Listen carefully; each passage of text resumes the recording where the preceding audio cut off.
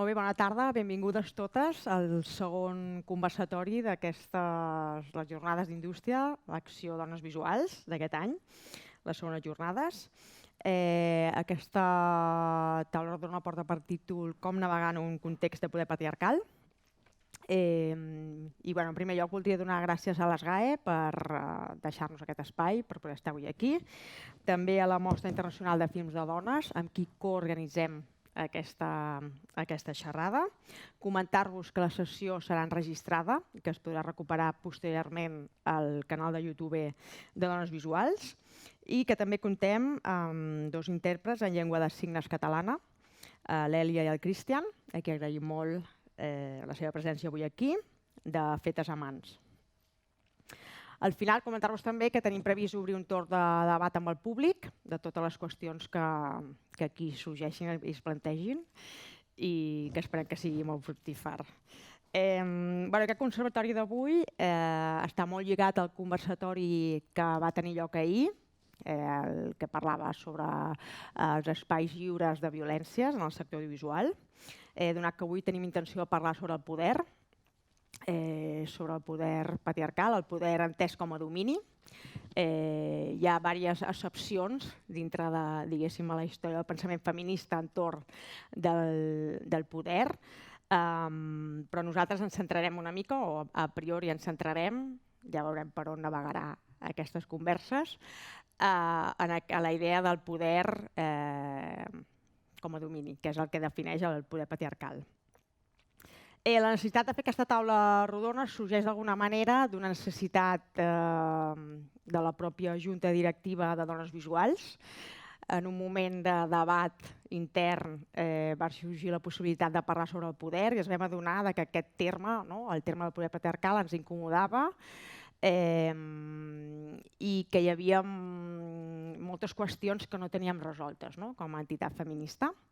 D'una banda, d'aquell debat ens va fer ser una mica més conscients que realment les estructures de poder ens atravessen i ens atravessen d'una forma que arriba fins al nostre inconscient, d'alguna manera. És el que sempre o el que la societat ens ha empès a estructurar-nos d'aquesta manera. Sembla que els éssers humans no hem pogut organitzar-nos d'una altra manera que no sigui en base a relacions de poder.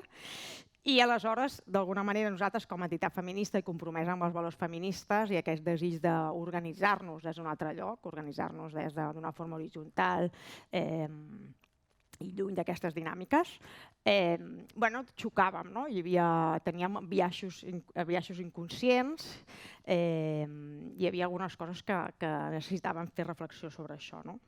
Llavors, una mica d'aquí sorgeix aquesta taula rodona i una mica les preguntes inicials que ens fèiem era de quina manera és possible organitzar-nos lluny d'aquestes estructures que tenim tan integrades. Al mateix temps, això de forma interna, al mateix temps, com a entitat o espai feminista, com posicionar-nos dintre del sector audiovisual, en el nostre cas, i dintre de la societat, una societat marcada per aquestes estructures i dialogar amb entitats fortament dominades per aquestes estructures de poder, quan nosaltres precisament treballem per no organitzar-nos d'aquesta manera, la dificultat que això implica, i també preguntes com si és possible el lideratge des d'un altre lloc, des d'una altra posició i sobretot des de la vulnerabilitat, que és una mica seria el contrari de l'interès per mantenir aquestes dinàmiques de domini i submissió. I en aquest sentit, aquesta taula, jo volia entrar en una definició que fa Maria Mies del feminisme, que crec que s'escau molt per començar a parlar d'aquesta qüestió amb les nostres ponents. La Maria Mies, la pensadora feminista, que des de l'ecofeminisme considera que el feminisme és un moviment anarquista que no vol reemplaçar una èlit de poder, sinó que vol construir una societat no jeràrquica, no centralitzada, i en la qual no existeixin èlits que visquin de l'explotació i la dominació d'altres. Com fer això? Tenim aquí a tres magnífiques ponents amb qui intentarem viatjar i trobar algunes respostes, moltes preguntes, evidentment, i tot seguit passo a presentar-les.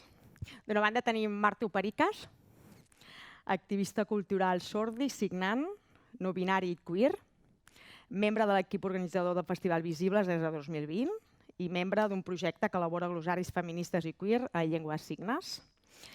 És arqueòleg i historiador de l'art des de 2021 i ha començat a donar guies signades a diferents entitats museístiques de Catalunya. Gràcies per estar aquí, Martu.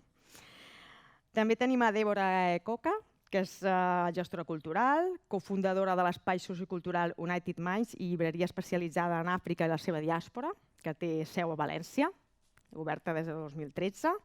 És coordinadora i cofundadora del Festival Consciència Afro, que és un event afrocentrat que té com a missió visibilitzar i celebrar la cultura africana i afrodescendent, que té seu a Matadero, Madrid.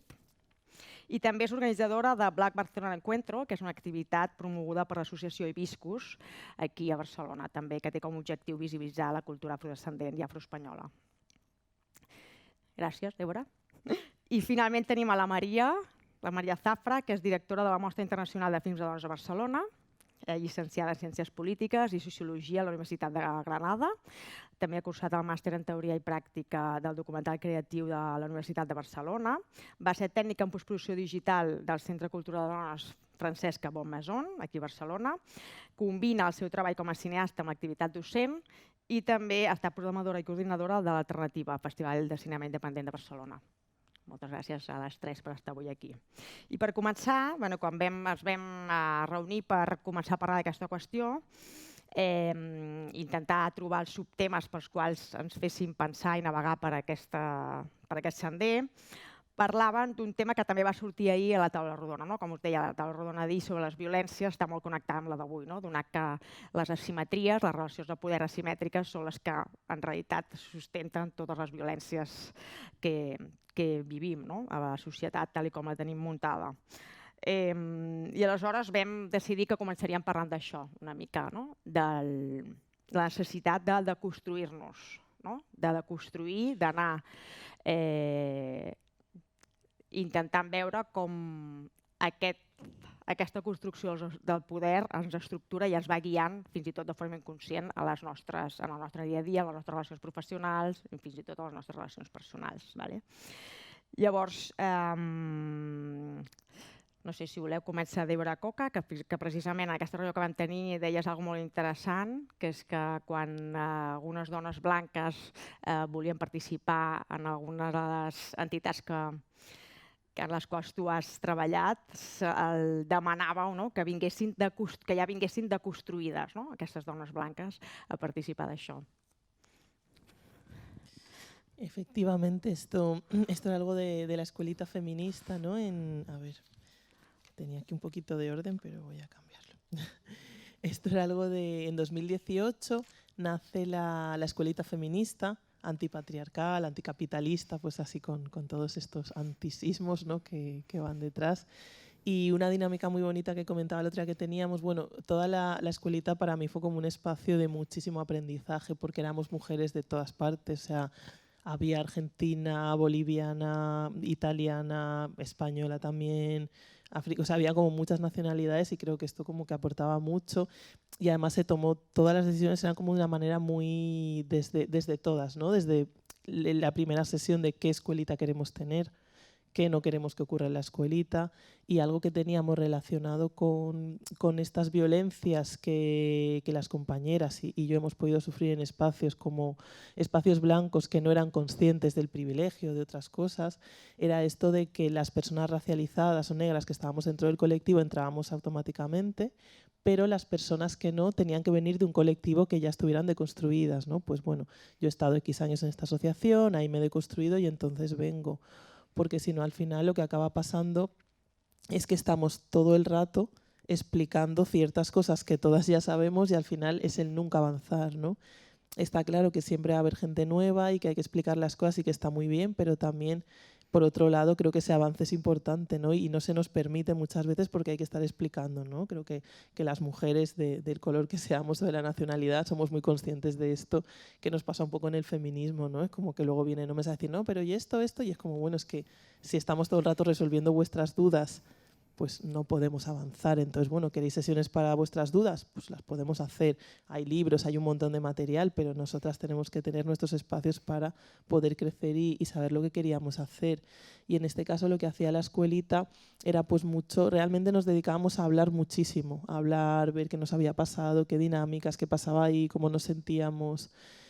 Y también acompañábamos a mujeres que habían venido, igual nos enterábamos de que una vez vino una chica, parece que era venezolana, tenía problemas porque le querían quitar el estado a los niños y pues veíamos en qué estaba en nuestra mano ayudar, ¿no? A veces simplemente el hecho de escuchar o decir, mira, si necesitas algo, estamos aquí, pues yo creo que ya era mucho. Y para mí esta ha sido como la experiencia más bonita de esa sororidad, ¿no? De sentirla también en Black Barcelona, ¿no? El colectivo en el que participo, bueno, esto es desde el primer festival, fue en 2015, entonces yo creo que la sororidad siempre también ha sido algo que ha estado siempre ahí, primero porque nace de dos mujeres, además de dos mamás, ¿no? Con lo cual ya hay una perspectiva también un poquito más de eso comunitario, de esa comunidad, y bueno, yo creo que es un poco complicado, ¿no? Porque bueno, al final obviamente vivimos en un estado patriarcal, en un mundo patriarcal, ¿no? en un planeta patriarcal, ya por estar ahí, pues al final como mujer negra hay cosas que si tenemos en cuenta la interseccionalidad, ¿no? Pues nos van cayendo un poquito encima. Entonces yo quería comentar también así un poco desde mi propia experiencia con los feminismos, ¿no? Cómo yo considero que he tenido una gran suerte, primero por las personas y espacios en los que he podido estar, y también porque cuando yo empiezo a leer, ¿no? La lectura sobre feminismos, yo directamente empiezo ya con autoras negras, no tuve ese leer autoras blancas para no verme representada y luego, cosa que sí he sentido muchísimo en la literatura, en la televisión, bueno, obviamente la falta de representación está en todas partes, ¿no? Pero he tenido la suerte de que en este caso cuando yo empiezo a leer más cosas sobre feminismo, ya partiendo de United Minds, cuando abrimos el proyecto, ya empiezo a leer pues a Chimamanda Adichie. Yo recuerdo que el primer libro que yo leo de una mujer negra es este de Americana, ¿no? Con 27 años. Lo cual es grave esto, ¿no? Que yo, hasta que no tengo 27 años, no llegue a esta parte y no pueda leer un libro donde yo me veo representada, a pesar de que pues, Chimamanda es una mujer nigeriana que viaja a Estados Unidos y que pues, su vida y la mía pues, poco tienen que ver, más allá de ir a la peluquería a trenzarnos, ¿no? Donde me puedo sentir más identificada. Entonces, con esta suerte de empezar a leer estas feministas, ¿no? Es verdad que bueno, siempre tenemos ese mainstream de las afroamericanas, ¿no? Pues Angela Davis, Bell Hooks, que a mí me encantan y me encanta su discurso, pero también es verdad que conforme voy avanzando en la librería, sobre todo, me doy cuenta de que hay un montón de autoras también africanas, pero no las tenemos mucho en cuenta. Y como suelo decir, nuestras abuelas viven en África, ¿no? Mi abuela vive en África, entonces ¿por qué no paramos de mirar al norte si la mayoría de las abuelas de las afrodescendientes pues viven en el país, podemos hablar con ellas, podemos preguntarles, ¿no? Pero bueno, Estados Unidos siempre al final acaba siendo la referencia por antonomasia para todo, ¿no? Cosas que ocurren allí, pero que aquí parece que no ocurren y que no están ahí. En este caso tenemos, sí que me gustaría comentar así brevemente, referentes como para mí, por ejemplo, Remey Sipi es una mujer guineana que aparte de trabajar mucho en el asociacionismo, ella vive aquí en Barcelona además, aparte de trabajar en esto, también es escritora, ella abre su propia editorial viendo lo difícil que era para que publicaran las obras, abre una editorial en 1995. Ella es la primera mujer negra que en España abre una editorial con este pensamiento de, bueno, pues como no nos publican, pues vamos a publicarnos nosotras, ¿no? Y vamos a hacerlo desde aquí. Tenemos gente tan grande como Winnie Mandela, ¿no? Conocemos a Nelson Mandela, pero a Winnie pues siempre está ahí un poquito más, ¿no? A Wangari Maathai, mujeres que han hecho cosas enormes, pero que no las tenemos casi en cuenta o no se habla prácticamente de ellas, ¿no? Y sí hay libros, ¿no? Con el tiempo sí que empiezan a haber un poquito de libros en este sentido. Luego me gustaría también hablar de cómo vista un poco toda esta problemática, ¿no? De que tenemos esas referencias de Estados Unidos, luego de las africanas también podemos encontrar, pero yo sentía mucho que al ponernos a hablar como que nos faltaba nuestra propia perspectiva, ¿no? Porque al final pues la africana es la gente que ha nacido en África o que ha venido aquí joven y es desde otra perspectiva, sobre todo a nivel identitario. Desde los Estados Unidos pues tienen su cosa también. Y en 2015 yo convoco una reunión con un poco la excusa de hablar de nuestros feminismos, ¿no? Para hablar desde mujeres afroespañolas o que viven aquí desde muy, muy pequeñitas y ver qué está pasando y cómo nos sentimos, ¿no? Y qué cosas hay, porque como no hay nada escrito sobre esto, la única cosa es la oralidad y ese compartir. Y aquí fue un poco la semilla donde me doy cuenta de que realmente necesitamos algo donde esto esté escrito, ¿no? Que las que vienen pues no tenga que ser igual de, bueno, es que no tenemos nada. Y sigamos fijándonos en modelos que no se parecen, que pueden servirnos herramientas y podemos coger, pero que no son los nuestros realmente.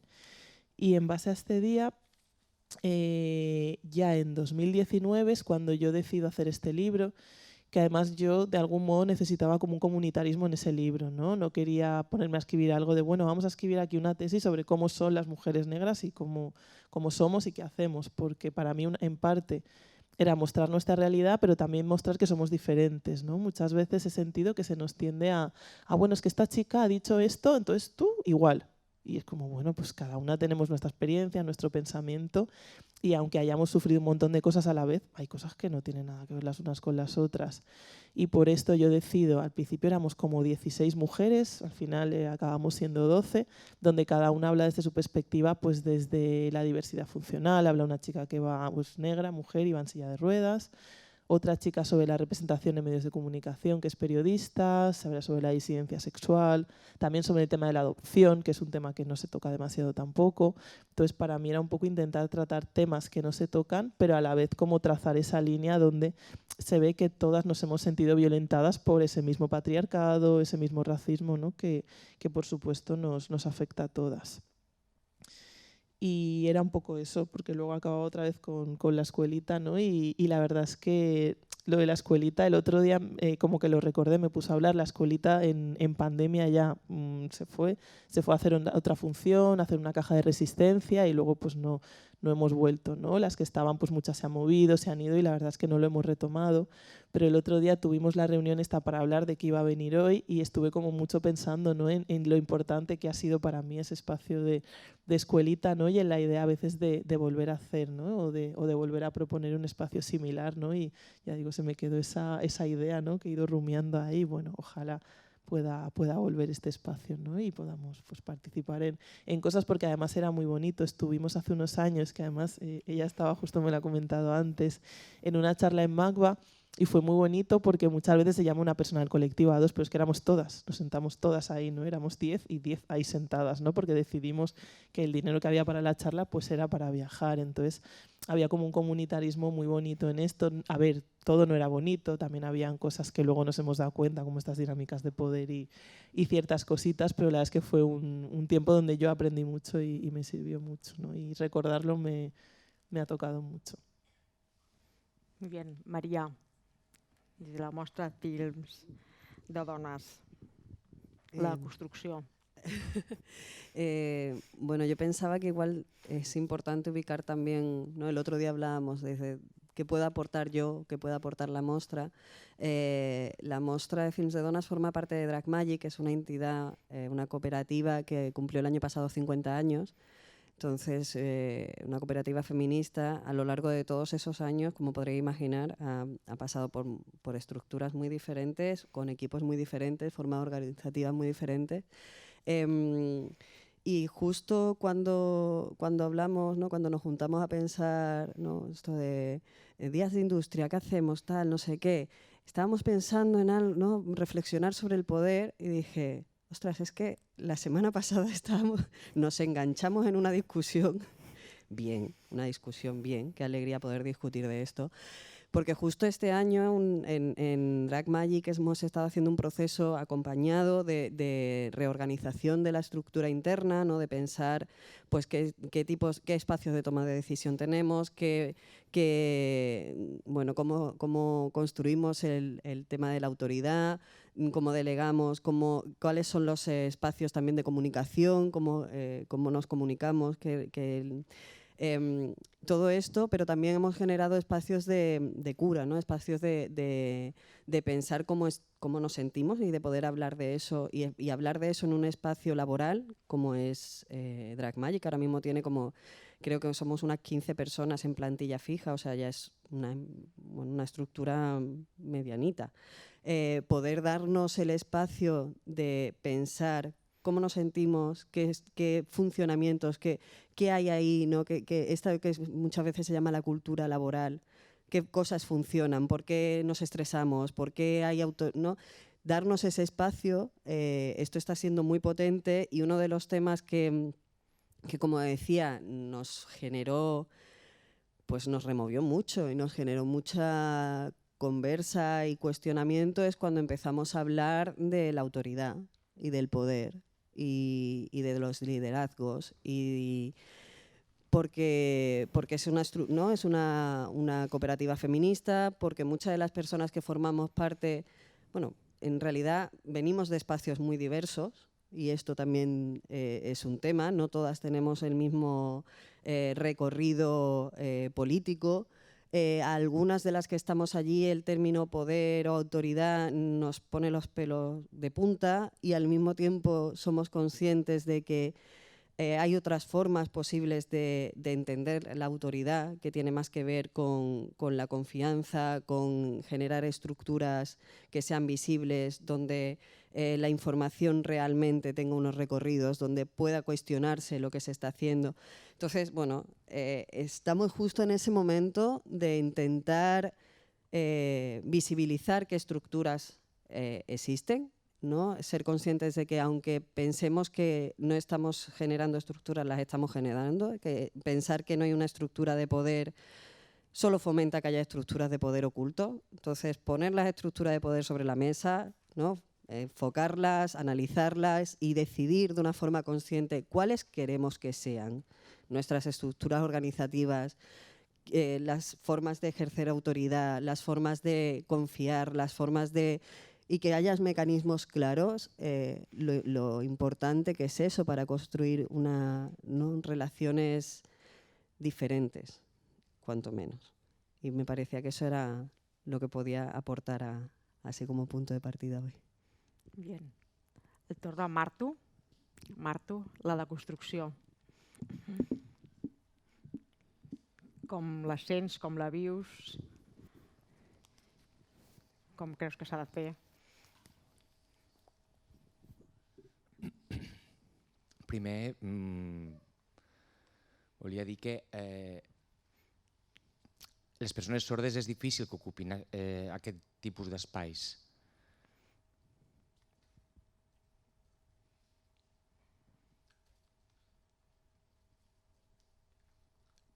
Vull parlar de la meva experiència com a persona sorda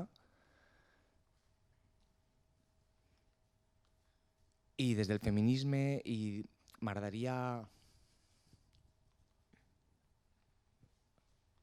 És difícil per a les persones sordes entrar en aquests espais.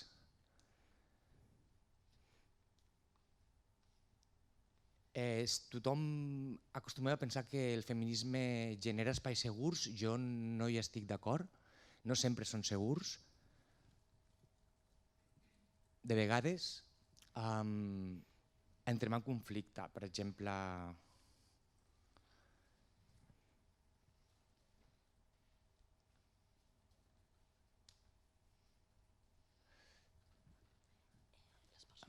les persones sordes no tenim recursos i ens falta, o sigui, ens costa accedir a recursos i a materials.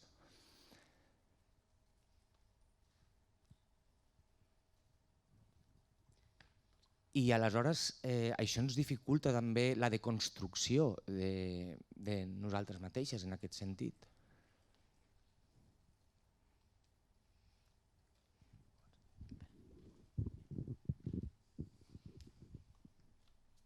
Perquè els espais siguin més accessibles i perquè puguin comptar amb la nostra presència, també necessitem aquesta deconstrucció prèvia, no? Que aquestes persones hagin fet aquesta deconstrucció.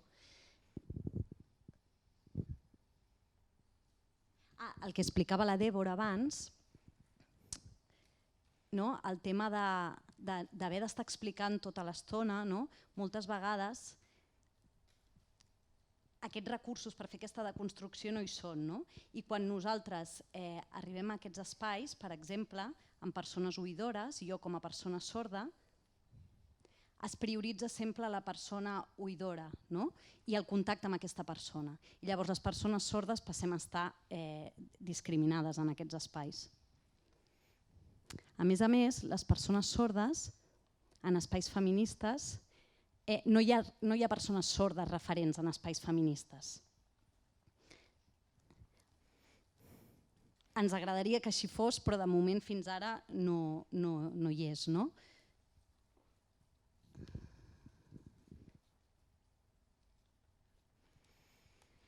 Necessitem que els espais siguin més oberts i més còmodes i més accessibles perquè puguem començar a ser-hi. Avui en dia realment encara hi ha moltes dinàmiques de poder en aquest sentit. Crec que fins aquí. Molt interessant. Una idea que trec d'aquesta primera intervenció és la idea dels espais segurs, que és un tema que també va sortir ahir, no? Que són aquests espais interns en el qual estem en un entorn en què podem, com a mínim, comencem a debatre o comencem a pensar com ens podem relacionar d'una altra manera, però sempre pressuposem que hi ha un món exterior molt més gran en el qual diguéssim, aquesta seguretat, aquesta facilitat, aquesta voluntat de construir-nos no existeix. No? Llavors, aquesta tensió entre aquest interior i aquest exterior, com penseu que condiciona, en realitat, les relacions que s'estableixen a l'interior, no? d'aquests espais segurs?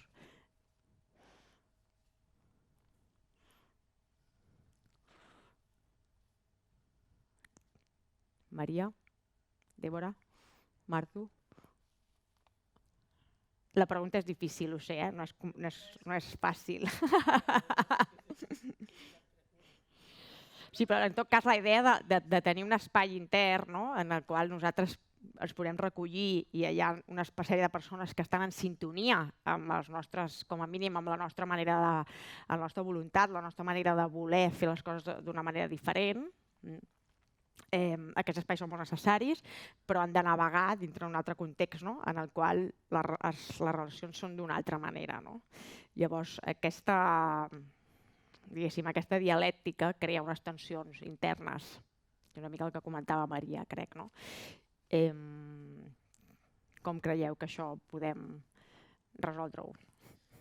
Claro, yo creo que primero en estos espacios también se debería un poco como identificar los privilegios, ¿no? Identificar los privilegios porque al final cuando una persona entiende y es consciente que parte de un privilegio a la hora de comunicarse o de dar por sentado la realidad de otras personas, creo que cambia, ¿no? También es la asertividad, creo que hace mucho, ¿no? Creo que hay como unos factores imprescindibles que tienen que estar ahí porque está claro que no hay una obligación de que todo el mundo tenga que conocer todas las realidades y tenga que saberlo todo, ¿no? Y a veces se hacen preguntas pues desde el amor y desde la asertividad y como, oye, pues tengo curiosidad y quiero saberlo. Pero a veces también se hacen unas preguntas que violentan un montón y unos dar por sentado cosas que no conoces, ¿no? Voy a poner el ejemplo en que cuando yo presento el libro de Metamba Miago, Relatos y Saberes de Mujeres Afroespañolas, además era la Casa Morada de Podemos en Madrid, y había una señora que yo hablo de todo el libro, se hacen las preguntas, y de pronto me viene a decir y me dice, bueno, es que en tu libro falta una cosa. Me dice, falta la violencia de los hombres negros. Entonces yo digo, claro, primero ella ya me dijo que falta algo, o sea, quiero decir, no es que, oye, pues mi opinión es que a lo mejor, no, para ella era falta algo. Entonces, cuando una persona ya me dice que en el libro que yo he decidido escribir desde mi experiencia y por mi experiencia y por las razones que lo he escrito, ella como mujer blanca entiende que falta algo y no es la violencia del hombre, no, es la violencia del hombre negro, que es como, entonces, los hombres negros son violentos, pero los que son blancos no, o ¿qué está pasando aquí? Entonces, Perdona, ¿se refería a la violencia que sufren los hombres negros? O No, a la que ejercen los hombres negros sobre las mujeres negras, ¿no? Entonces, yo decía, bueno, pues es que a mí no me parece algo, entonces que ella se atreva a decirlo así al final, o momentos donde también hay como una especie de preguntas muy fuera de lugar o voy a poner ejemplos porque es la única manera así de que se me ocurre un poco ponerlo en la mesa. Estábamos una vez también en una charla en un festival que organizaba yo moderaba y habían dos chicas. Una era más que había sufrido ablación y era la primera vez que hablaba sobre el tema, que luego nos dimos cuenta que quizá no era el momento ni el lugar, pero bueno, se decidió hacer así en el momento, se puso así. Y claro, de pronto habían como preguntas súper morbosas por parte del público, cosas que dices, es que esto no va a cambiar tu percepción o lo que sabes. Y es una persona que está delante de un montón de gente, exponiéndose, hablando de una experiencia súper traumática, entonces preguntas que están muy fuera de lugar. Luego otra chica se puso a preguntarle a la otra compañera que qué pasaba con el aborto en África. Entonces era como, a ver, es que estás fuera de lugar porque estás hablando de un contexto, o sea, estás intentando extrapolar el concepto que ocurre en Occidente a allá. Y allá la problemática del aborto y todo esto es que son otros problemas totalmente que no tienen nada que ver.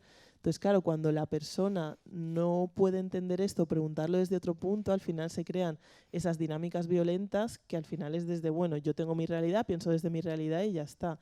Y es obvio que cada una podemos hablar de nuestra experiencia, pero también teniendo ese cuidado y asertividad a la hora de qué estamos preguntando o qué estamos diciendo o incluso cómo lo estamos diciendo. Y creo que es una parte muy, muy importante, bueno, en todos los temas, ¿no? Pero en este sobre todo, porque muchas veces esos feminismos inclusivos se supone que te incluyen, pero luego no te están incluyendo, no te están teniendo en cuenta, no te están preguntando cosas que te violentan. Hay cosas que yo creo que desde esas partes también. El otro día me escribe un compañero y me dice, mira, es que mi mujer está en una ONG y están haciendo un estudio de cómo las mujeres sufren violencias cuando están en la playa, agresiones, o sea, agresiones en el sentido de agresiones, o sea, no agresiones físicas sexuales, pero cosas que te pasan. Entonces, claro, me lo ponía de una manera que yo le decía, es que me parece un poco violento que yo me ponga delante de una cámara a contar qué cosas me han pasado, ¿no? Y se lo expliqué y me dice, bueno, esto no es para ti. Entonces no le contesté porque digo, mira, pues cada uno que piense lo que quiera, pero cuando yo te estoy explicando que esto me parece violento, que me parece así, me dices, bueno, esto no es para ti. O sea, estás poniendo el problema en mí, no en lo que estáis haciendo, que el problema está en lo que estáis haciendo o quizá en cómo lo estáis planteando o haciendo.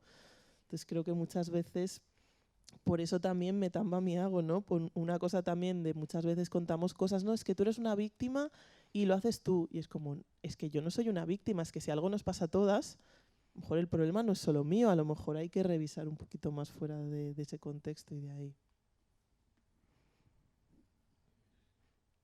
Martu o Maria?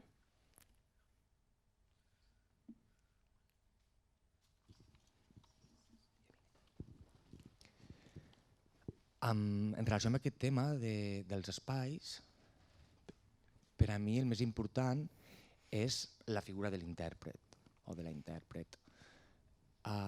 És una figura que destaca molt i que això la posa en relació amb les altres persones, la posa en un lloc molt visible.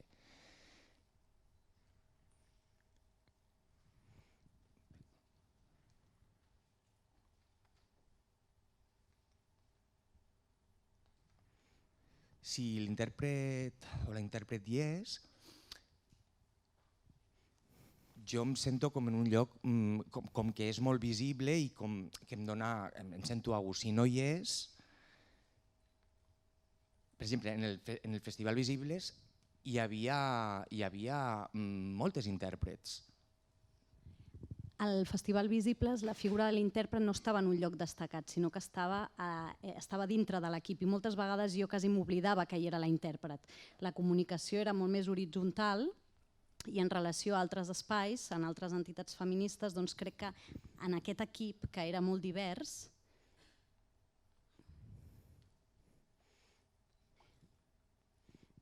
jo, per exemple, vaig tenir una experiència molt bona, és a dir, les preguntes que es feien sempre van ser molt còmodes, era tot des d'un lloc horitzontal i sí que hi havia una intèrpret, però ocupava el mateix lloc que les altres i jo em sentia en un espai molt més còmode i molt més segur, on també hi havia aquesta comoditat per poder fer preguntes. No em sentia ni dins ni fora.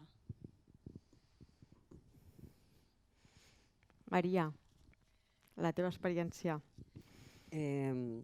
Claro, yo la estaba escuchando y pensaba en lo importante de los espacios no mixtos, ¿no? Los espacios donde poder reflexionar desde lugares donde no haya cuestionamientos externos de este tipo que tú comentabas, ¿no? Y que son espacios políticos muy potentes y que yo creo que son absolutamente necesarios. Pero en relación a esto de cómo navegar en el contexto, ¿no? ¿Qué pasa cuando te sales de esos espacios? Es muy complejo. A mí no sé si voy a ser pesimista ahora mismo, pero a mí me pasa con esto, o sea, yo como, o sea, a ver, que se entienda. Yo creo que hay que estar ahí y trabajar, ¿no? Y, por ejemplo, el trabajo que se hace desde la Mostra me parece fundamental en crear imaginarios distintos, en visibilizar, en construir genealogías. Pero de alguna manera siento que la Mostra a veces es un espacio no mixto también y nos sentimos cómodas con eso. ¿No? El espacio es un espacio de confianza, es un espacio donde las personas que participan ya vienen aprendidas de casa muchas veces y por eso podemos avanzar y por eso podemos hacer mucho trabajo, ¿no? Y a veces me pasa que me acuerdo cuando peleamos con instituciones, con temas subvenciones, ¿no? con lo que tiene que ver con el contexto amplio del patriarcado enraizado en nuestra cultura en todos sus ámbitos, que me acuerdo, imagino que muchas habréis visto aquel documental de Joaquín Jordà, el de Numax Presenta, que era un documental que hizo en el 76, creo que era, en una fábrica ocupada, donde los trabajadores de la fábrica ocuparon la fábrica porque los propietarios la abandonaron, se autoorganizaron y durante creo que un año llevaron la fábrica. Y el final de la película es una fiesta donde los trabajadoras celebran que deciden cerrar, porque tienen claro que no pueden ser libres y vivir una vida digna en un sistema capitalista. No les va a permitir ser libres ni vivir una vida digna, les va a forzar a entrar en unas dinámicas que va a ser de autoexplotación.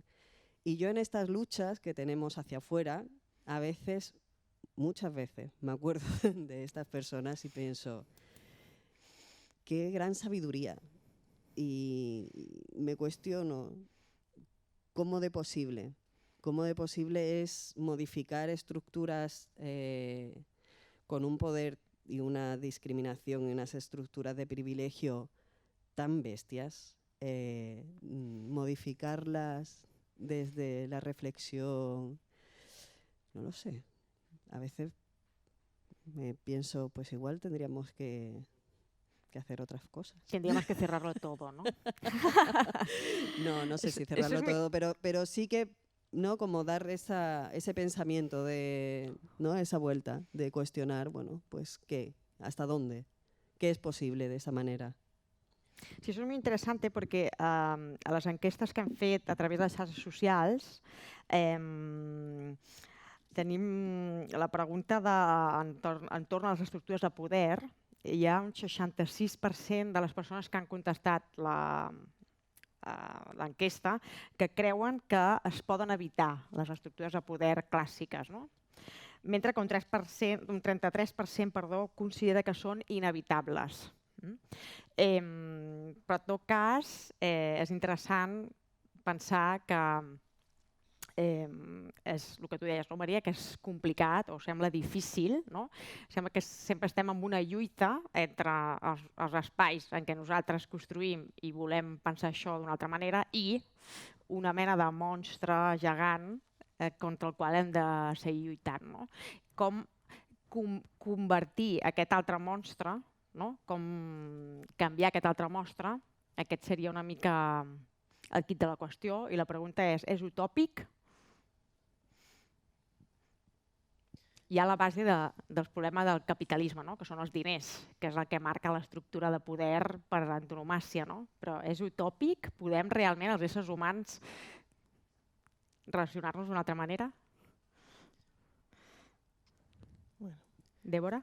Yo creo que podemos, pero no, para mí no creo que pase por convertir o cambiar el sistema, sino que yo creo que o se destruye y se vuelve a hacer o no. Y es muy utópico esto, ¿no? Lo que estoy diciendo es súper utópico y prácticamente probablemente no es posible, pero yo no creo que se pueda cambiar. Porque al final creo que cuando intentamos cambiar, no es como el río, ¿no? Tú quitas un río de un sitio, pero al final es que va a volver a su cauce porque es su cauce, ¿no? Hasta que tú no cojas, lo destruyas y ya no haya un cauce, el río seguirá pasando por ahí, ¿no? Y yo creo mucho en la revolución. En estos momentos que se habla mucho de activismo, yo hice una reflexión porque, claro, yo veo gente que ha sido activista y, pues por ejemplo, de Angela Davis, Nelson Mandela, o gente que literalmente se ha jugado la vida, ¿no? Por esto. Y yo pensaba, claro, ¿qué diferencia tenemos entre activista y revolucionario, ¿no? ¿Qué diferencia hay? Entonces yo creo que el activismo invita más a cambiar la estructura que ya está. La revolución invita a romper la que hay y crear otra de cero, lo cual es súper utópico, pero pues yo soy muy utópica justamente, así que ahí ojalá se pueda, ¿no? Quizá no a gran escala. Creo que es difícil coger ahora y decir, mira, pues desde Barcelona vamos a empezar a hacer esto. Obviamente no. Pero si desde un pueblito se empieza a hacer, o sea, creo que al final esto nos invadirá un poco, ¿no? Tengo fe en que ojalá sea posible. Martu, què creus?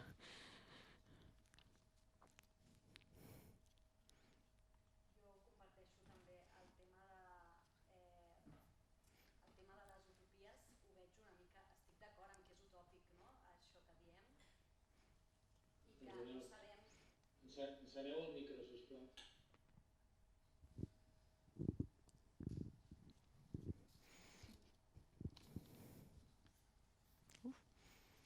És veritat que el tema de destruir es veu molt lluny i els moviments socials fins ara sí que han pogut canviar algunes coses. Jo el tema de la revolució el veig més difícil i crec que també intentar canvis té coses negatives i positives, però crec que en té més de positives i que també anar fent passos potser podrem arribar a algun punt. Però sí, m'encantaria que poguéssim destruir-ho i tornar-ho a construir, que fos més una revolució. Però ho veig més llunyà. Jo vull apuntar aquí una cosa que conversàvem l'altre dia amb la Salima, crec que estàvem en un sopar, no? I parlaven d'això, no? D'aquests espais, un altre cop, no? Aquests espais en què pots parlar de tot això que estem parlant i la incomoditat que et crea quan estàs treballant dintre un entorn en què això no es pot ni plantejar, no? O diguéssim, o realment estàs parlant en un entorn i unes persones amb un tipus d'estructura en què això no és possible, no? Aquesta incomoditat, diguéssim que, això és opinió meva personal, crec que a vegades també és interessant en estar en aquests llocs en què tu no estàs còmode per tenir l'oportunitat de sembrar alguna cosa en aquests espais fortament estructurats des del patriarcat, no? Per posar el teu petit granet de sorra. Tanmateix, és cert que això implica sempre un cost personal, no? Això que deies, un desgast personal, a l'haver d'estar lluitant, no? Contra una paret, a l'haver d'estar intentant explicar tota l'estona que les relacions poden ser d'una altra manera, a l'haver d'estar, no? I clar, assumir aquest cost personal és una cosa que depèn de la individualitat de cada una de les persones, no? De que vulguem fer-ho realment, no? Però realment transformar-ho, no? Transformar-ho de dins cap endavant implica passar per aquesta incomoditat, no? D'alguna manera. No sé si vosaltres us heu tingut alguna experiència concreta en què heu estat en un lloc, en un entorn professional en què realment l'estructura és així i vosaltres heu pogut fer aquesta petita aportació i el cost que us hagi pogut implicar això.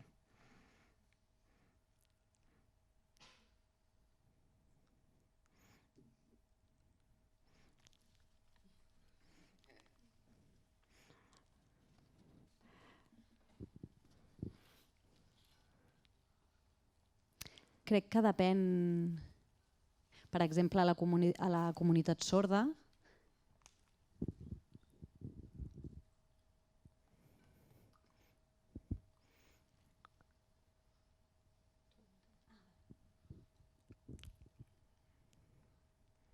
estic acostumada més a enfrontar-me en espais més de la comunitat sorda.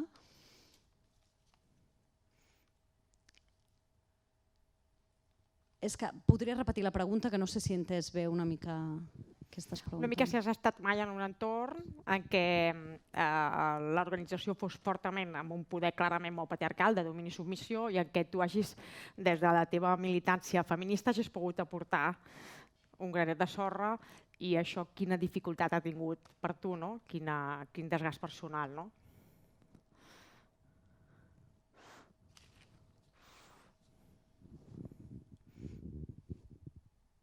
Estic pensant, clar, no sé, en primer lloc intento fer com una espècie de formació, no? De formar a vegades d'una manera més suau, no? Alternativa, no? Com donar alternatives.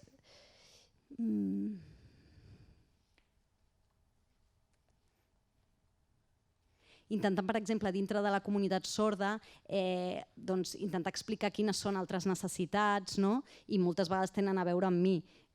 Intentar estar present en aquests espais per poder anar explicant i anar fent pedagogia. Per exemple, sí.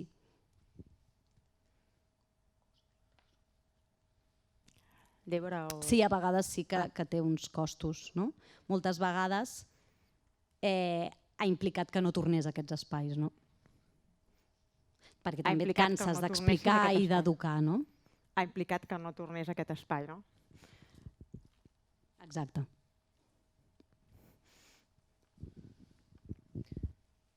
Yo la verdad es que creo que he tenido más experiencia con cosas de negritud o racialización en este sentido, ¿no? De espacios donde no se está teniendo en cuenta, donde se está tratando como con demasiada, ¿cómo diría yo? Con demasiado paternalismo, ¿no? Entonces, ahora mismo también hacía la reflexión, y en cuanto al patriarcado feminismo, puede ser más que también al tener la cosa de que he tenido una relación sexoafectiva con la persona con la que también trabajo, creo que son más a cosas internas, pero claro, de repente en un espacio así grande en ese sentido, la verdad es que no, ahora mismo no recuerdo ningún ejemplo, ¿no? Sí podría decir en cuanto a racialización, a negritud, pero en cuanto a feminismo la verdad es que no he tenido aún, ¿no? A las maneras patriarcales también de hacer las cosas. Quizá eso es bueno, o es que veo antes otras cosas, o es que no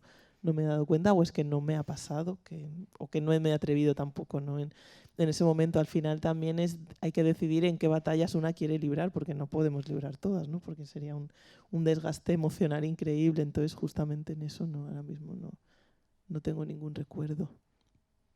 ¿Y María? Yo pensando, ¿no? A lo largo de los años y de la militancia política feminista,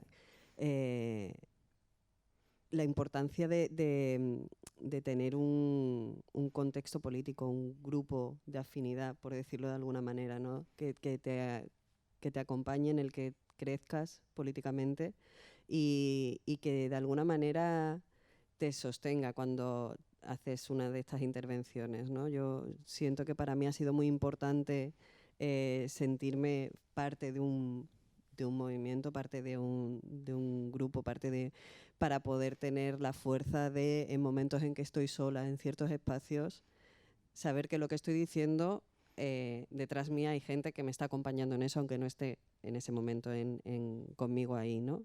Creo que esto es fundamental. Luego también, como decía Débora, ¿no? Decidir en qué batallas te metes, y hay días que igual te sientes fuerte para sostener una y otro día pues es que no, porque al final es tu cuerpo y tú la que te estás poniendo ahí en juego, y cuando en una situación en la que se está generando violencia, pero es una violencia estructural, tú le das la vuelta al espejo y pones la violencia hacia ¿no? Visibilizas esa violencia, es un acto bueno, que tienes que sostener. Y puede ser una situación muy violenta en la que se genere. Entonces tienes que ser consciente de que en ese momento tú eso lo puedes sostener y estás dispuesta a hacerlo y te merece la pena. Y romper con esta idea de que siempre tenemos que estar haciéndolo, ¿no? Pues hay días que lo puedes hacer y días en que, mira, pues que otra será, ¿no? Y luego también depende de las luchas. Yo, por ejemplo, siento que en los últimos años, claro, todo el movimiento feminista ha cogido mucha fuerza. Bien, aleluya.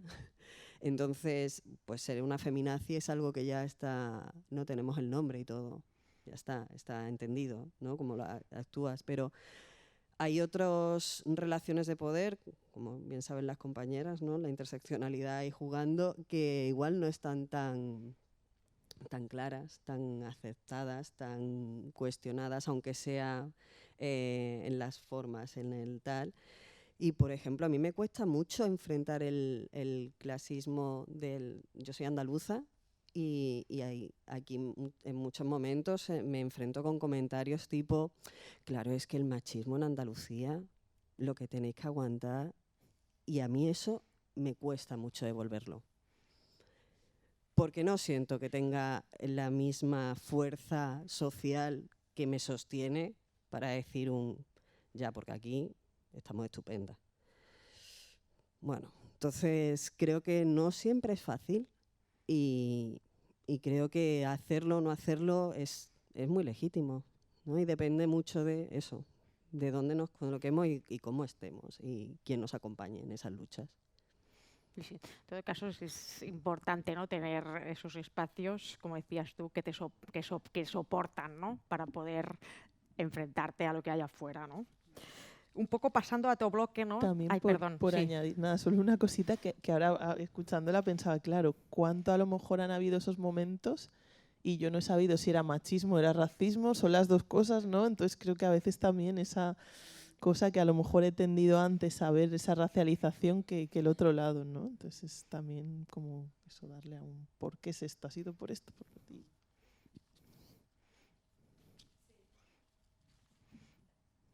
Sí, jo igual, no? Moltes vegades en situacions, jo no sé si és audisme, no? Discriminació de persones sordes, és el que vol dir l'audisme, és un tema de capacitisme, que em veuen a mi com una persona discapacitada, o és per un tema de gènere, no? Un tema patriarcal, al final està tot mesclat, tot barrejat, no? I jo no tinc clara, és difícil veure-ho amb claredat, no? I també m'agradaria afegir el tema, no, de les comunitats de suport. Moltes vegades és difícil de trobar aquest suport, no?, o aquest sostén, i a l'hora d'enfrontar-te, si no tens aquest suport, no tens la mateixa comoditat, no?, ni la mateixa tranquil·litat. Si el tens, estàs molt més preparat per afrontar-ho, no? Moltes vegades necessitem aquesta força per enfrontar-nos, no? O algú al costat que et digui clarament, no mires que el que està passant és això, no?, per poder enfrontar-ho. Tornant una mica al tema de com ens organitzem internament, hi havia aquest tema important que és el tema del lideratge, no? Quan vam estar preparant això vam parlar de diversos temes, no? De la por a liderar, no? Perquè som feministes i llavors associem lideratge precisament a dinàmiques de domini i submissió, ho associem d'una forma molt directa, no?, a aquest poder patriarcal, però tot i així sempre es necessita un lideratge, no?, a l'hora de fer avançar els projectes i de fer avançar tot allò que estem fent, no?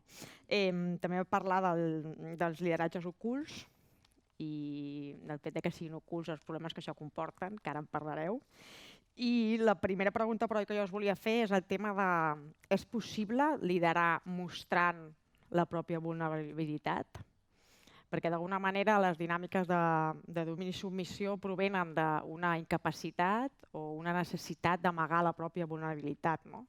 Quan algú té la necessitat de dominar algú altre és perquè se sent vulnerable, se sent inferior d'alguna manera, no? Una persona que en realitat està tranquil·la i no té problemes, diguéssim, de sentiments d'inferioritat, no necessita exercir un domini.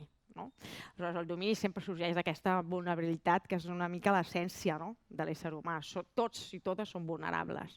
Llavors, la pregunta és possible liderar mostrant-te vulnerable, mostrant les teves vulnerabilitats, els teus dubtes, els teus errors, els teus, diguéssim, el teu ésser, diguéssim, més fràgil, per dir-ho així?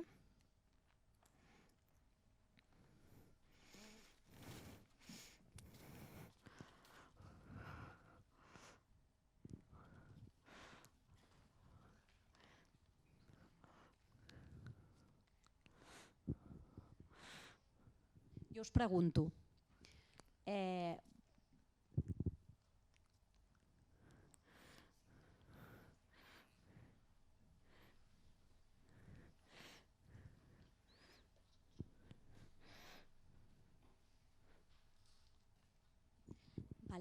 jo us vull preguntar si vosaltres confiaríeu, per exemple, en el lideratge d'una persona sorda, si poguéssiu escollir un lideratge.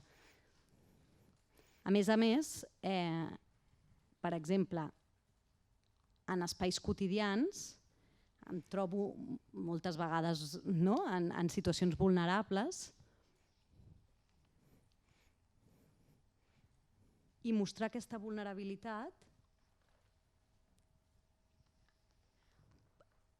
pot ser que impliqui unes afectacions fortes. Llavors, penso que el fet de mostrar-te vulnerable comporta uns riscos. No sé si estareu d'acord, però, per exemple, a mi mostrar-me vulnerable no és una cosa que em sigui fàcil en la meva quotidianitat, perquè he rebut molt quan ho he fet. Llavors és una cosa que, per exemple, em resulta molt difícil. A la vegada,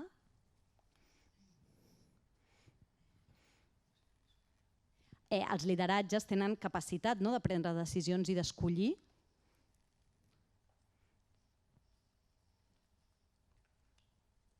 I aquesta capacitat i aquest lideratge té a veure també amb la teva socialització, amb com has crescut, si et sents amb aquesta capacitat de prendre decisions i si et veus a tu mateixa amb aquesta capacitat i si et sents com legítim per liderar, legítim.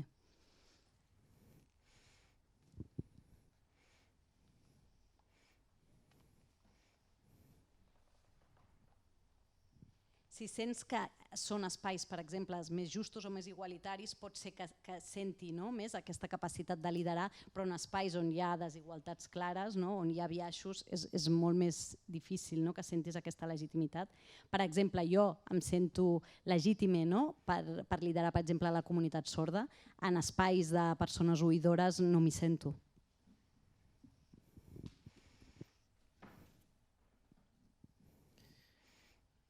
Yo creo que, a ver, ¿cómo explicarlo? Creo que las mujeres tenemos, precisamente por este sistema patriarcal, que también de algún modo las mujeres nos deja expresarnos o nos deja hablar más de cómo nos sentimos o de lo que sentimos que a los hombres, pero claro, al final estamos en un sistema patriarcal donde la mayoría de personas que lideran son los hombres. Entonces, como que tenemos esa doble cosa, de que las mujeres que tenemos más herramientas para eso o que el sistema nos permite, se nos permite llorar, se nos permite. Yo recuerdo hace unos años a un señor en el parque le decía a mi hijo, los chicos no lloran. Entonces yo pensaba, jolín, ¿hasta cuándo vamos a tener esto aquí? De no poder expresarse, de no poder... Y también es igual ahora me estoy metiendo como un poco en otra cosa, pero creo que el punto es importante. Antes comentaba, estoy leyendo un libro que se llama El deseo de cambiar, hombres, masculinidad y amor, y decías que este es un libro que debería leer todas las personas del mundo. O sea, debería haber hasta una versión infantil para niños y niñas, donde había una parte donde hablaba sobre cómo les exigimos mucho a los hombres que se expresen, que digas cómo se sienten, pero cuando lo dicen no nos sentimos bien, porque no estamos acostumbradas y es como...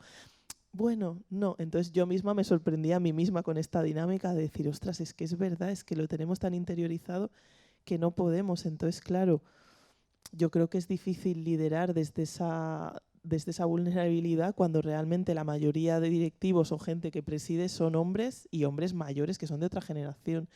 Ya no son hombres jóvenes que están viviendo el mundo de otra manera y que ya han visto otras cosas. Claro, pues un señor de 70 años yo no lo veo liderando desde la vulnerabilidad porque pues, que es muy, muy complicado, ¿no? Quizá las siguientes generaciones creo que se les permite más a los hombres hacerlo desde ahí. Luego también está la cosa de que realmente las personas negras pues no lideramos muchas cosas. De hecho, más se utiliza para liderar, ¿no? Es como que se lidera a las personas negras en general, ¿no? Es como, bueno, vente a mi partido que voy a liderarte. Estamos en una ONG, nos vamos aquí, vamos a liderar lo que se va a hacer aquí en África, en vuestro pueblo. En vez de preguntar cómo se hacen ahí o cómo se han hecho hasta ahí las cosas, llegas y quieres liderar esto. Entonces creo que es muy difícil cuando no tenemos esa empatía, esa asertividad, ¿no? Y esa, porque aunque quizá estas personas que intentan liderar, quizá en proyectos sociales, que es gente más sensible, sí que podrían hacerlo desde la vulnerabilidad, pero claro, si no están teniendo en cuenta la realidad del contexto en el que se encuentran, también es complicado, ¿no? Entonces no creo que solo la vulnerabilidad nos permita como liderar espacios desde otro punto. Yo creo que para hacer, o sea, como que para que hayan espacios liderados así, primero habría que tener espacio para hablar, ¿no? Y para compartir.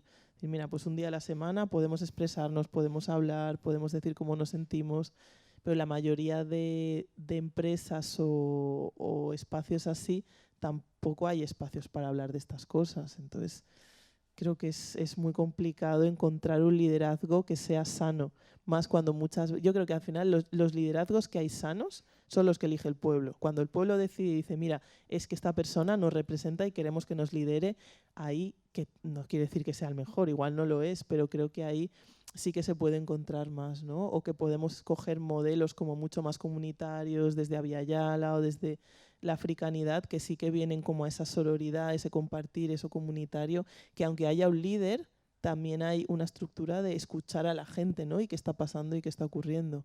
Porque pues ya digo, que aunque sea un líder con esa vulnerabilidad, si no se da cuenta del contexto o no escucha a la gente, pues és muy complicado també. Jo també me referia a los espais, en aquests espais segurs, no? En aquests espais de suport que creem, no? O sigui, que tu m'estàs parlant dels espais ja deliberadament patriarcals, però jo pregunto, en els nostres espais feministes, en els nostres espais segurs, per dir-ho així, és possible també liderar des de la vulnerabilitat? Claro, desde ahí yo creo que sí, pero nos seguimos encontrando también estas cosas, ¿no? Pues por ejemplo, en un espacio tan bonito como yo he comentado de la escuelita feminista, uno de estos problemas vino por la manera de liderar de una de las personas, ¿no? Que parecía que ella era la que lideraba o la que tenía la última palabra en ciertas cosas, ¿no? Y poco a poco nos fuimos dando cuenta. También es verdad que lo permitimos durante todo ese tiempo hasta que nos dimos cuenta, pero creo que es muy difícil, sobre todo también por eso, ¿no? Porque encuentras que son hermanas, que son amigas, que están ahí, y primero se hace más difícil ver estas dinámicas, o sea, cuando alguien como que coges muchas cosas buenas y dice muchas cosas buenas y piensas que te sirve, como que de repente ver lo negativo. Al menos yo me pongo en ese lugar con esta persona que ocurrió y me costaba muchísimo verlo. Y no solo verlo, sino también expresarlo y decirlo y decir, oye, desde aquí sí que ha habido ese liderazgo desde la vulnerabilidad, pero luego también han habido, o sea, que haya eso no implica que no hayan otras cosas, ¿no? Entonces creo que es muy complicado y deberíamos hablar mucho lo mismo. Al final creo que para todo buen liderazgo, ¿no? Pues un buen líder tiene que escuchar a la gente que está alrededor y tener en cuenta todo, lo cual también es muy difícil. O sea, a día de hoy ejercer un liderazgo bueno, sano, es súper complicado también. Sí, yo, bueno, un poco lo que comentan las compañeras, ¿no? La dificultad de generar unos liderazgos sanos.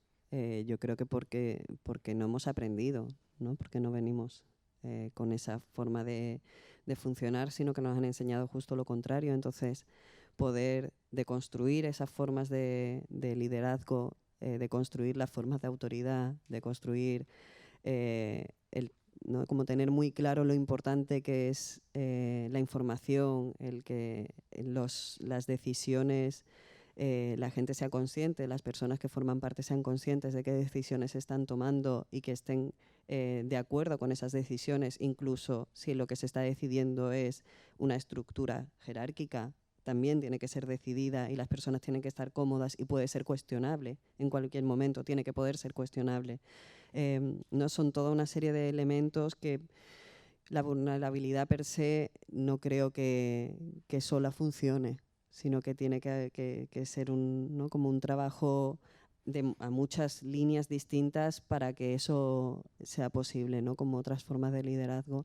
Y luego también, como creo que un poco en la línea de lo que comentaban ellas, pues también ser conscientes de cómo los privilegios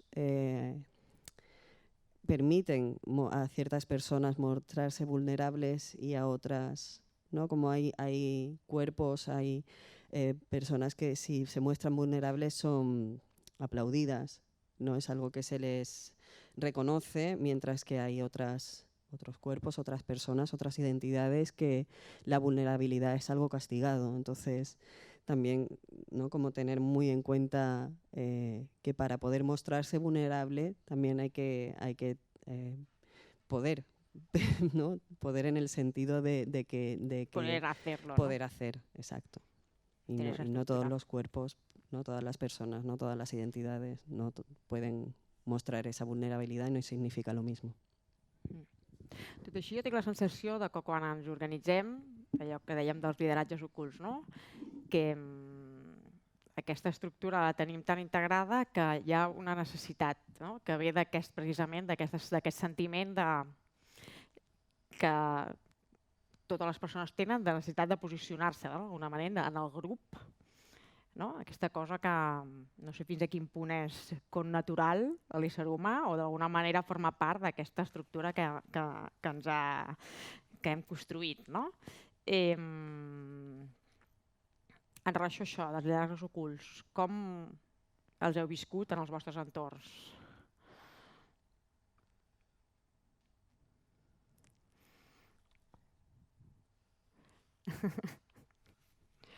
Faig unes preguntes una mica que van així a posar el dit a qüestions una mica complexes i potser feridores, però crec que és important, és interessant, no?, poder-ho fer, precisament per parlar en aquest context que estem, no?, a les jornades de dones visuals.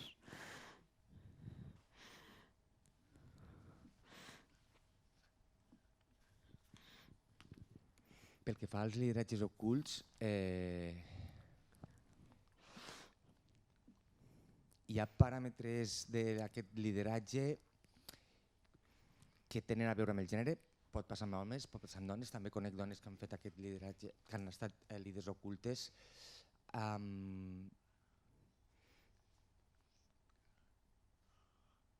Em sembla que sempre acaba hi havent algun líder ocult que no ha estat o lideressa oculta que no ha estat identificada i que pren decisions a part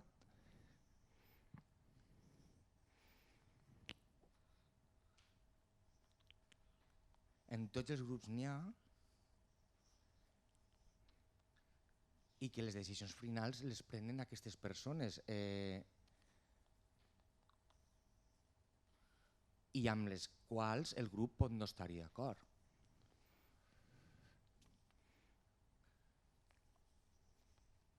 Lideratge ocult al final implica que no és saludable, no és sa, perquè no compta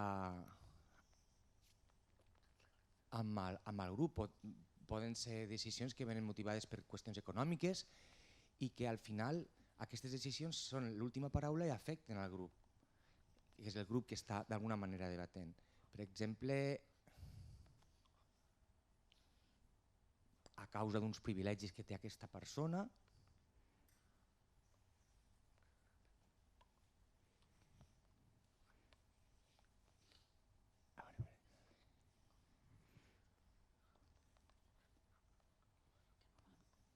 Normalment la persona que exerceix aquest lideratge ocult té uns privilegis, no?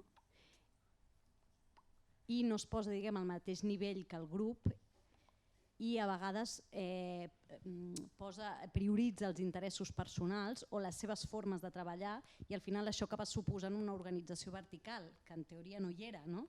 I és oculta perquè sembla que les decisions es prenen de forma horitzontal, però al final acaba sent aquesta persona, no?, que pren les decisions de manera última, no?, i que no respecta els consensos o les decisions que s'han pres en el grup. Gràcies, Martú.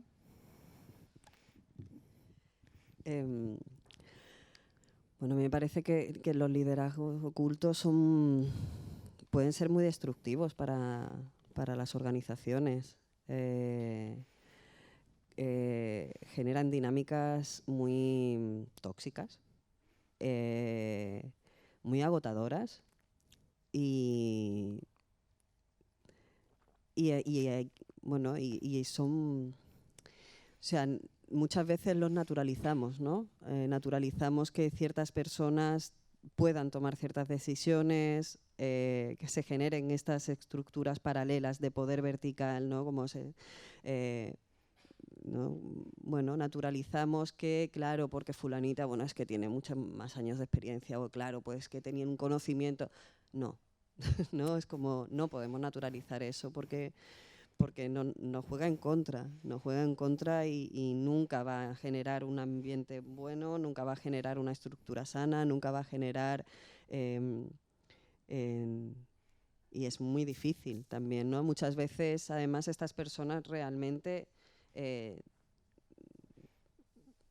tienen un convencimiento de que lo están haciendo por el bien de la organización también, ¿no? Por el bien del colectivo, con lo cual tampoco es fácil, ¿no? Hay gente, son personas muchas veces con mucha carisma, que te están enseñando mucho, ¿no? Como decía Débora, que estás aprendiendo, ¿no? Entonces, ¿cómo vas a cuestionar, ¿no?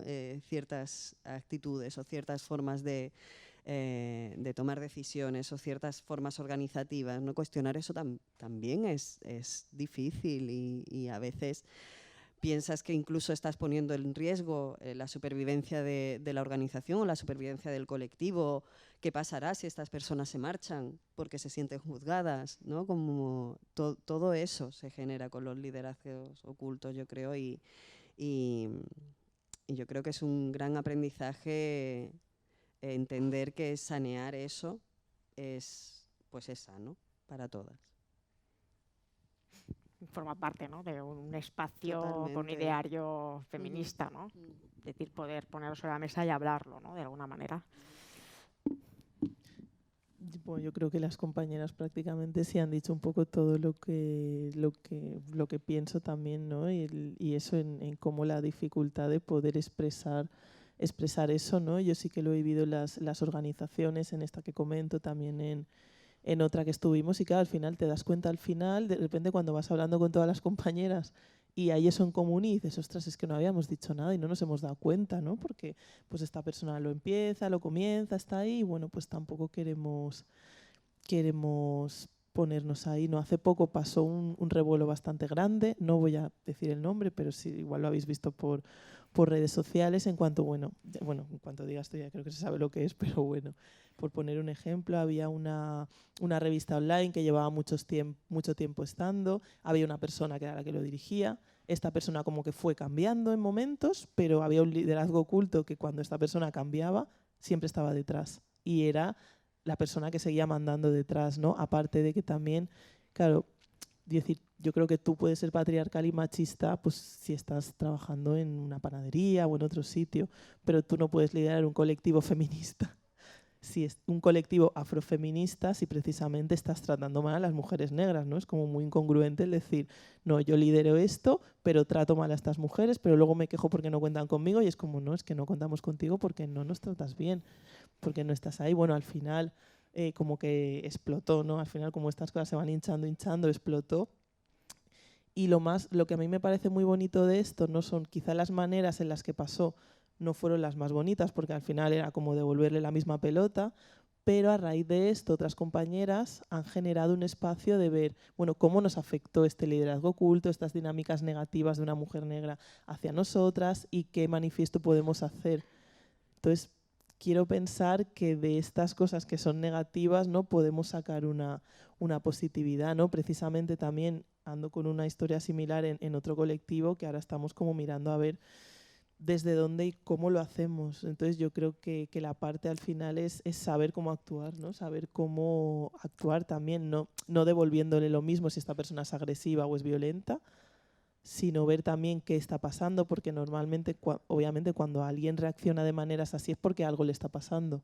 Entonces creo que muchas veces tendemos a, bueno, es que mira cómo es, pero no nos enteramos de qué le está pasando por dentro o cómo se está sintiendo para tener que ejercer esto, ¿no? Entonces creo que es como importante, o sea, para mí lo importante es ver cómo, o sea, ahora mismo estoy como en esa de cómo se puede sacar algo positivo y cómo podemos ver de compartir, ¿no?, entre todo el colectivo y de hacerle ver a esa persona, no de una forma de ataque, porque creo que muchas veces no hay una persona con algo, hay 8 que pensamos esto y es como un ataque. Claro, no es un ataque, sino de qué maneras podemos hacerlo de la mejor manera posible para que realmente se solucione el problema sin que la persona se sienta agredida y se vaya directamente. Bueno, si queremos que se vaya, pues que también es lícito, ¿no? Pero para mí, en mi experiencia, es más desde ahí.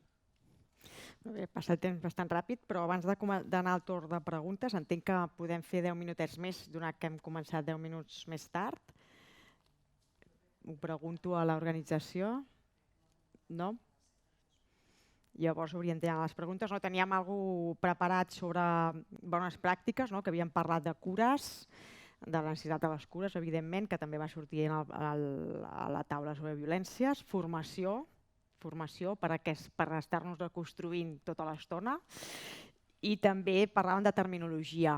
Marto, no sé si tu precisament militaves molt amb el tema de la terminologia, que era una cosa molt important per estructurar aquests espais des d'un altre lloc, des d'un poder que no sigui patriarcal i vertical.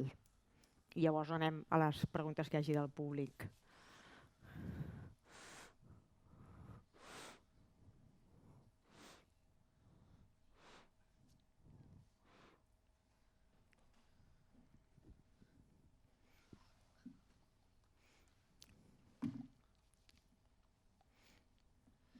Volia aclarir que en llengua de signes moltíssima terminologia té molt de masclisme, diguéssim,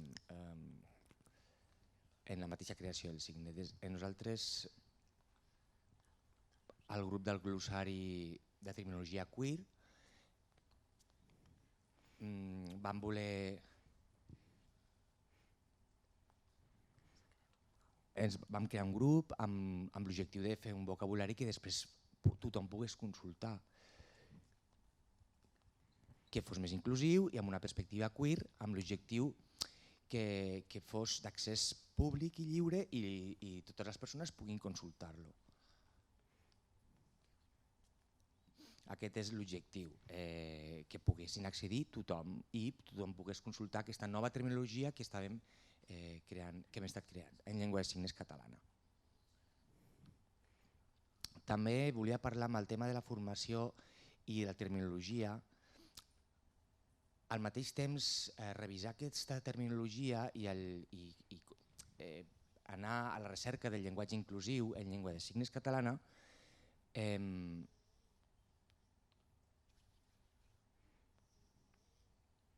és una manera també d'afavorir la formació en aquests temes, perquè moltes persones sordes d'aquestes paraules no en tenen ni idea, no en tenen ni idea de les realitats que descriuen aquestes paraules, de l'existència d'aquestes realitats. I això podria... També serveix aquesta terminologia perquè l'AS i els intèrprets de llengua de signes, mediadors comunicatius i mediadores puguin accedir també a aquest banc terminològic, que es pugui fer servir també a l'hora d'interpretar, difondre aquests signes lliures d'aquest masclisme.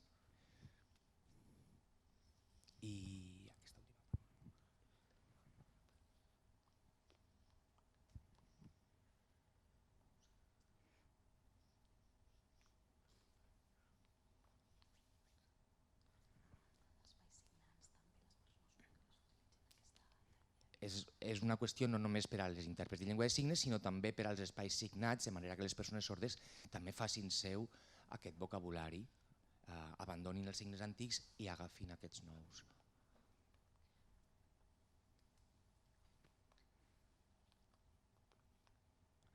Les entitats feministes es poden també posar en contacte amb aquest grup per... Sí, o sigui, la idea d'aquest grup que s'està elaborant amb aquest glossari, també la idea és oferir no només aquest glossari, sinó possibles formacions per a entitats feministes que estiguin interessades, i que d'ara en endavant també les entitats feministes o els col·lectius feministes que volen o que intenten ser més inclusius puguin accedir a aquest glossari i també aquest grup de persones que poden realitzar aquestes formacions de forma presencial. Sí, les paraules compten a l'hora d'estructurar-nos en relacions de poder. La forma com parlem diu molt de com ens estructurem. I aleshores és molt important. La veritat és que es queda molta cosa per parlar. Aquest tema és un tema bastant potent, bastant feridor i que realment necessita molt de debat per poder canviar les coses, però anem ara, si hi ha alguna pregunta del públic que voleu fer a les ponents. La Salima?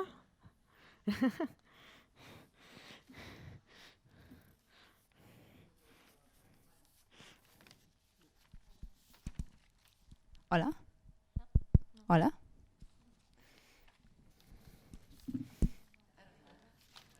Ara? Vale. Hola. Bueno, primer de tot, moltes gràcies a totes. Ha sigut molt interessant escoltar-vos. Jo m'he quedat molt al que deia la Martu sobre el poder ocult, i és una que m'ha ressonat molt, perquè jo també he estat en algun espai, a priori molt segur, molt feminista, amb companyes molt deconstruïdes, amb companyes que no només necessiten formació, sinó que fan formacions, on imperaven aquestes estructures de poder. I no eren estructures de poder que permetéssim, no, per aquesta admiració o per aquest desconeixement, no, per aquesta cosa d'afalagar l'experiència, sinó que n'eren plenament conscients i que tampoc sabíem com enfrontar, no? Quines eines teníem. Llavors, aquí jo fer la reflexió de si realment no estem perpetuant estructures de poder patriarcal dins de tots aquests espais feministes, i va totalment vinculat als privilegis, o sigui, no sé com articular la pregunta, però vinc a dir al final que què ens queda? Si en espais que semblen que són la panacea, ens trobem que seguim patint i perpetuant, perquè també jo m'incloc, perpetuant estructures de poder patriarcal, què ens queda? Quines eines podem anar a buscar? Aquest és l'últim bloc, que no ens ha donat temps d'entrar-hi, però la Marta parlava de terminologia, havíem parlat de formació i havíem parlat també de les cures. Volia dir una cosa més, que és que Fetes a Mans és una de les poques associacions, empreses, entitats, ara no sé ben bé, col·lectiu, no l'he dit, que en la seva interpretació té en compte tot aquest glossari que deia Martu i que això és realment important perquè també sovint des del feminisme desconeixem això i caiem en l'error de contractar empreses o col·lectius que no tenen això en compte. Gràcies, Salima. No sé si algú vol intervenir. Passem a una altra pregunta que hi havia per aquí. Carme. És que estic enganxada aquí. Què ens queda? Mare meva, ha sigut duríssima aquesta pregunta. Què ens queda si no? Jo tinc moltes preguntes, intentaré fer-ne una només o dues. En tinc moltíssimes. Moltíssimes gràcies per totes les reflexions. A mi se m'han obert portes que no havia obert mai. A veure, hi ha dues coses. Una és que estàvem fa unes setmanes, que la Maria també hi era, a Madrid i en unes xerrades també sobre feminismes i tal, i en un moment donat una companya va dir «hay que ir donde está el poder». I a mi és una cosa que em va generar molt de conflicte, perquè per una banda com a entitats feministes, en el nostre cas en concret des de Dones Visuals, tenim moltes ambicions polítiques també en el sentit d'aconseguir canvis des de lleis que ens impliquen constantment entrar en aquestes estructures de poder, però per altra banda la meva primera reacció va ser no. Jo no vull anar on està el poder, és com no m'agrada aquell lloc que dius que hi he d'anar, a mi no m'agrada. I no sé, em generava un conflicte i volia saber quina seria la vostra reacció, en el cas de la Maria la va haver de tenir també perquè hi era a més d'aquesta companya dient hay que ir donde está el poder. I després l'altra cosa que està totalment relacionada, que és que el conflicte aquest que l'Anna comentava al principi va sortir d'un eslògan inicial que hi havia per als nostres dies d'indústria, que era volem poder. Llavors era el joc de paraules entre volem poder, és a dir, volem poder fer les coses, volíem com saltar del vols el que desitges a pots tenir tot el que desitges, Però, per altra banda, clar, també tenia el significat de volem el poder, no? Volem poder. I aquí és on vam entrar en aquesta discussió. No? Va una mica junt, el poder el volem o no el volem? I cal anar al poder per canviar les coses? No sé, una mica serien les preguntes.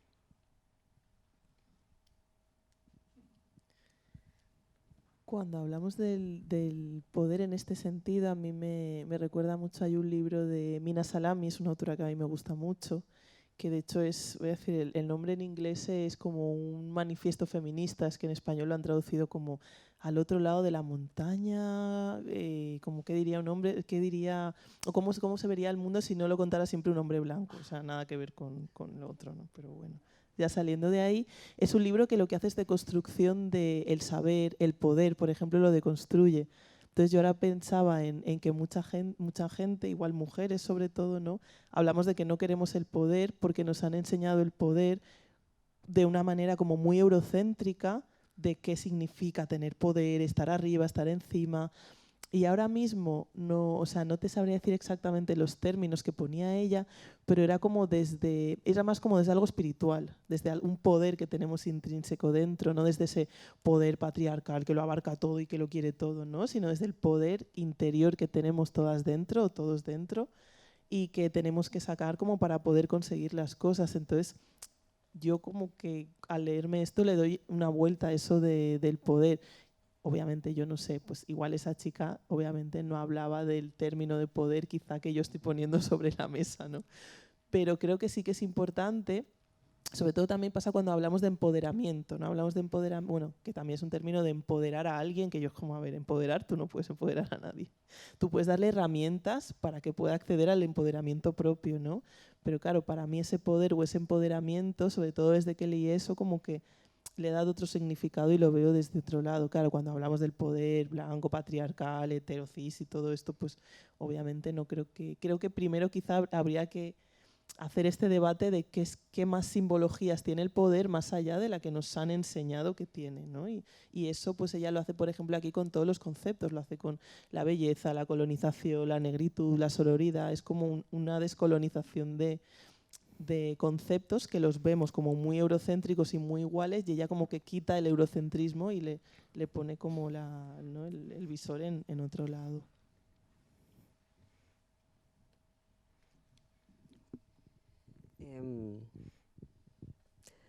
Yo creo que muchas veces lo que queremos no es poder sino recursos, ¿no? Una distribución distinta de los recursos para poder llevar a cabo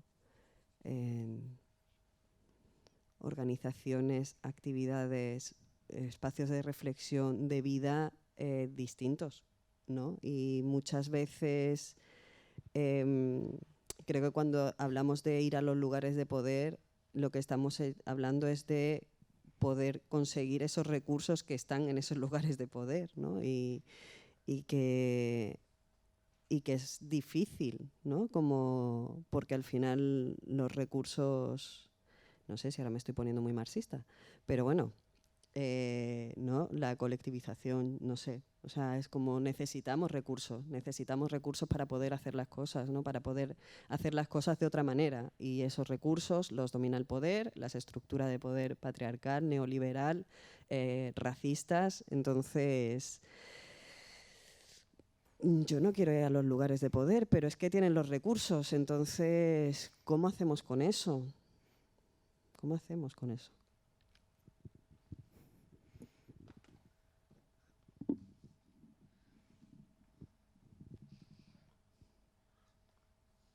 Jo el poder no el veig sempre com alguna cosa negativa. També a vegades necessita poder crear una cosa diferent, no?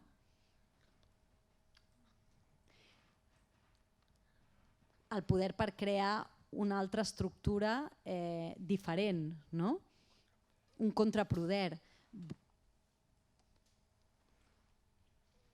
I també ens pot servir per demostrar que això és possible, que podem crear una altra manera, no? I perquè se n'adonin que l'estructura que hi ha no funciona, no? Sí, jo també volia afegir una mica aquest debat i és. El que passa és que nosaltres hem centrat una mica el debat de construir aquest poder patriarcal, que és el que ens estructura, i és el que no volem. El que tu deies, Carme, que no volem és el que no volem.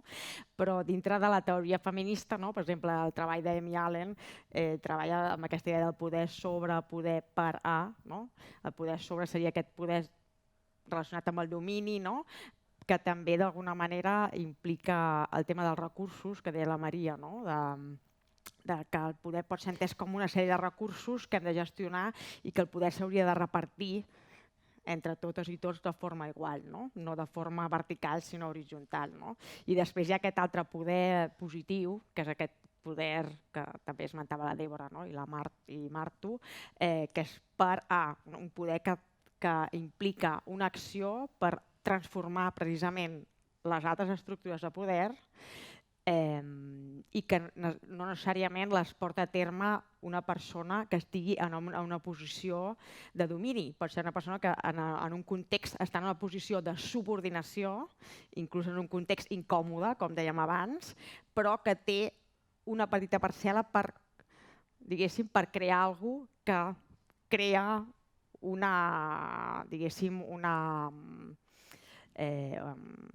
un impacte en aquest entorn positiu per canviar aquesta estructura de poder més vertical, diguem-ho així.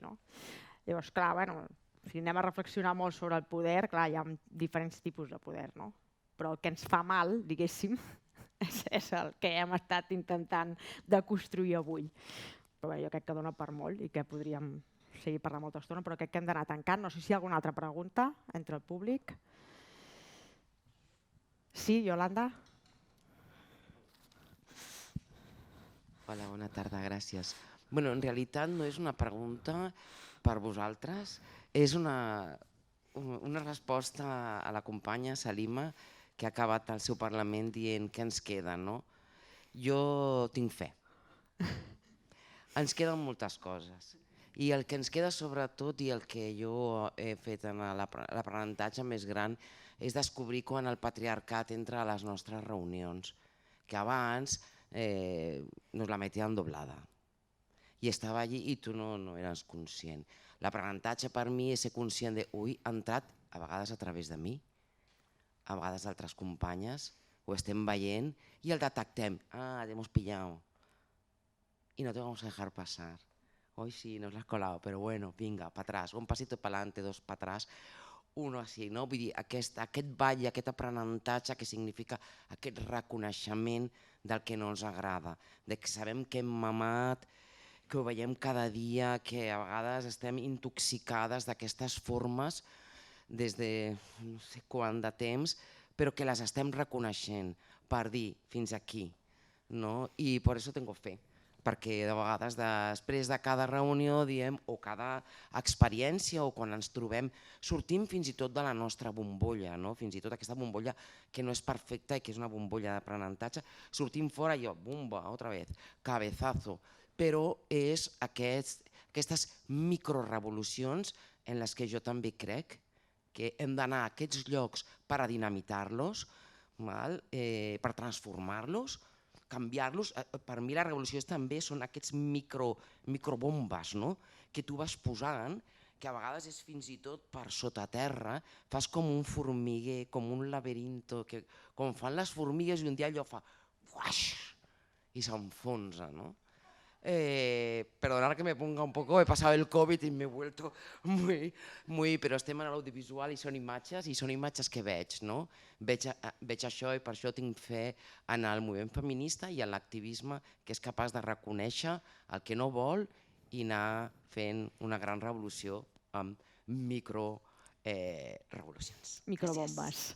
Bueno, doncs amb aquesta reflexió de Yolanda acabem. Moltes gràcies a les tres ponents. A la Débora volia afegir una cosa, perdó. Súper cortito, ¿no? Pero cuando es eso como que nos queda, yo creo que nos queda el futuro y los y las que vienen.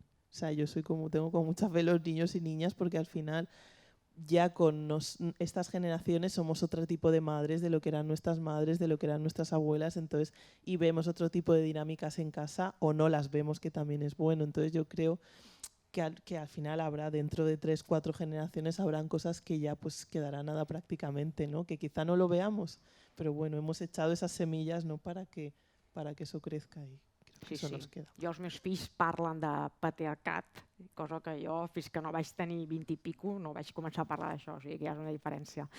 Moltíssimes gràcies. Recordar-vos que les jornades continuen. Demà a les 10 del matí hi ha els pitchings Acció Viver, aquí mateix, en aquesta sala, i moltíssimes gràcies a les ponents per les, diguéssim, les reflexions i tot això que ha sortit avui, que és molt important. Moltes gràcies.